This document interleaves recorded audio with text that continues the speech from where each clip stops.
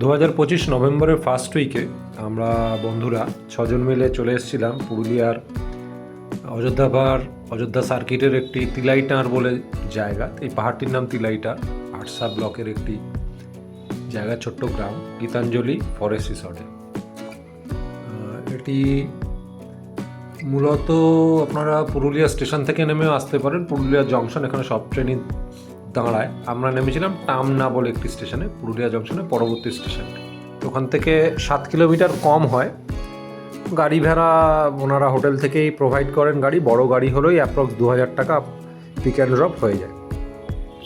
জায়গাটি ভালো লেগেছিল এই কারণেই যে নিস্তব্ধতা এবং প্রাকৃতিক সৌন্দর্য। কেননা 7-8 কিলোমিটারের মধ্যে কিছুই নেই। এটি আমাদের রিসর্টের ক্যান্টিন। খাওয়া দাওয়া খুবই ভালো। যারা খেতে ভালোবাসেন তারা প্রকৃতি এবং খাওয়া দাওয়া দুটো এনজয় করতে পারবেন। এখানে 2 বেড, 4 বেড এবং একটি ডুপ্লে কটেজ আছে। 2500 টাকা থেকে শুরু ডাবল বেড, 4500 টাকা 4 বেড এবং ডুপ্লেটি 8 বেডের, 8 থেকে 10 জন থাকা যায়, 8000 থেকে শুরু। তা কীভাবে আসবেন আমি ম্যানেজার শান্তনুদার নাম্বার দিয়ে দেবো, ওনার সঙ্গে কথা বলে নিয়ে আপনারা সেটা ঠিক করে আসতে পারেন। লোকেশন এবং খাওয়া দাওয়া খুবই ভালো। আমরা এটা চুজ করার অন্যতম কারণ বললাম প্রকৃতি এবং আশেপাশে কিছু নেই, শুধু যারা থাকবেন তারাই। নিস্তব্ধ প্রকৃতি, প্রকৃতিকে ভালোবেসে এখানে থাকুন। কোনো শব্দ নেই, কিছু নেই। ওই দূরের পাহাড়টি, ওটাকে টপকে অযোধ্যা রেঞ্জে যাওয়া যায়। আর কেননা অযোধ্যা পাহাড় আমি ভিডিও দেখেছি, যা শুনেছি, আমি লাস্ট এসেছিলাম 2005-এ, 20 বছর আগে। ব্যক্তিগতভাবে আমার পুরুলিয়া এই অযোধ্যা সার্কিটটি খুবই ভালো লাগে, কেননা এর এখনও অনেক জায়গা ভার্জিন এবং আনএক্সপ্লোর্ড। তো আমরা তো ওখানে অবশ্যই ঘুরতে যাব, এবং যারা যাবেন তারা মোটামুটি একদিনে অযোধ্যা সার্কিটটা সারাদিনের একটা হয় ঘোরা, তাতে আপনারা করে নিতে পারেন। সকালবেলা 8টা-10টায় বেরোলে সন্ধ্যাবেলা 6টা-8টার মধ্যে ঢুকে যাবেন। আমার মূল আকর্ষণ ছিল হচ্ছে আপার ড্যাম, লোয়ার ড্যাম এবং ফরেস্টের যে বাংলোতে আমরা ছিলাম অযোধ্যা, সেইটি দেখা। কেননা আমরা যে বন্ধুরা 2005-এ এসেছিলাম 20 বছর আগে, তখন ওই থাকার জায়গা একমাত্র ফরেস্ট বাংলোই ছিল, আর বাস স্ট্যান্ডের কাছে একজনের বাড়ি, আর কিচ্ছু ছিল না। এখন তো অযোধ্যা পাহাড়ের ওপরে 100টার বেশি হোটেল, লোকে গম গম করছে। কেউ বুঝতেই পারবে না যে 20 বছর আগে এখানে হাতি এবং অন্যান্য বন্যপ্রাণ ছিল। এখন এসব দিকে জঙ্গলে আছে, ঝালদা, কোটশিল এইসব দিকটাতে আছে। আমরা আপার ড্যামের দিকে গেলে ভিডিওতেও বুঝতে পারবেন পেছন দিকে জঙ্গলে আছে। সরকারিভাবে 10-12টি লেপার্ড এবং বুনো শুয়োর এবং ভাল্লুক আছে, সেটা এখনও গণনা হয়নি। তো এই জায়গাটা খুবই ভালো লাগবে। অযোধ্যা, পুরুলিয়া এই সার্কিটটা ভালো লাগে। এখন এই জায়গাটা এখনও সেই পুরনো আদিমতার ছোঁয়া এখনও আছে। আর তখন ওই জিনিসটি, এই ড্যাম যেটা খুব বিখ্যাত, এবং এই যে হাইড্রো প্রজেক্ট যেটা হবে সরকারি, যেটা ছিল তখন 2005-এ আমি এসেছিলাম, 2002-এ এটা চালু হয়, 2009-এ এটা শেষ হয়। তখন এটা কাজ চলছিল। রাস্তাগুলো দেখুন কি সুন্দর। ড্রাইভার দাদা বললেন যে 20 বছরও এই রাস্তার কিছু হয়নি, অ্যাজ ইট ইজ রয়ে গেছে। সঠিকভাবে করলে তো সব কিছুই করতে পারি। খুবই ভালো লাগলো আমাদের। আমি তো ওটা খুঁজে খুঁজে বন দপ্তরের ওই অফিসটাতে গেছিলাম, কিন্তু সুরক্ষার জন্য ওনারা যে রেঞ্জ অফিসার ছিলেন ওনারা ছবি তুলতে পারবে না। ঠিক আছে, গেটের ছবিটা তুললাম, ভালো লাগলো। তা আমরা এখান থেকে যেগুলো পপুলার জায়গা, বামনি ফলস, তুর্গা ড্যাম, চড়িদা, মুখোশগ্রাম, সবই ঘুরেছি। তো এখানে ছবিও দেওয়া থাকবে কিছু। যারা আসবেন 2-3 দিনের জন্য, তো এই জায়গাটা অপূর্ব সুন্দর। আর আমরা এটা যাচ্ছি